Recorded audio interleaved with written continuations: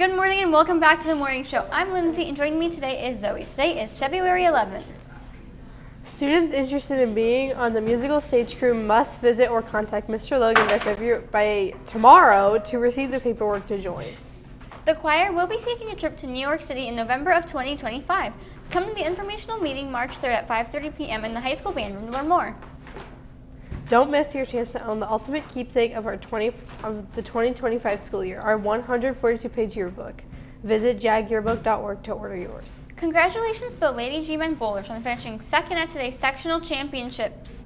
The girls will compete next weekend's district championships at Rosewood Lanes. Today, the boys JV basketball team will take the court at home at 5:30, facing La Brea High School. Following that, the boys varsity basketball team will tip off at 7.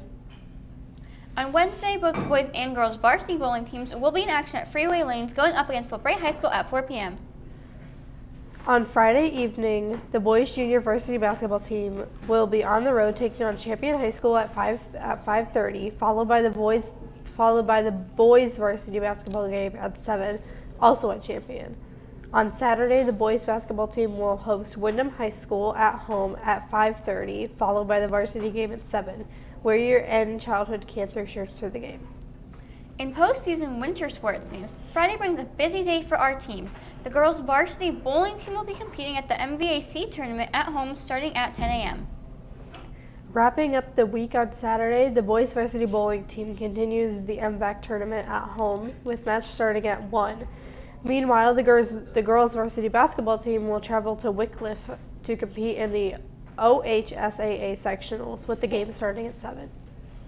The boys varsity basketball team will host Girard on February 22nd in the first round of the OHSAA tournament. Tip-off is at 7. Tickets will be available online and cash at the gate. For lunch today, our lunch crew will be serving Domino's pizza with the usual sides, fresh fruit and veggies. Tomorrow we will have macaroni and cheese. Trivia. Americans did not do this until after the Civil War. What is it? After the Civil War? After the Civil War? Dump tea in the ocean? What was the question? Americans didn't do this until after the Civil War. The Civil War? I have no clue. Yeah. Civil War. Civil War.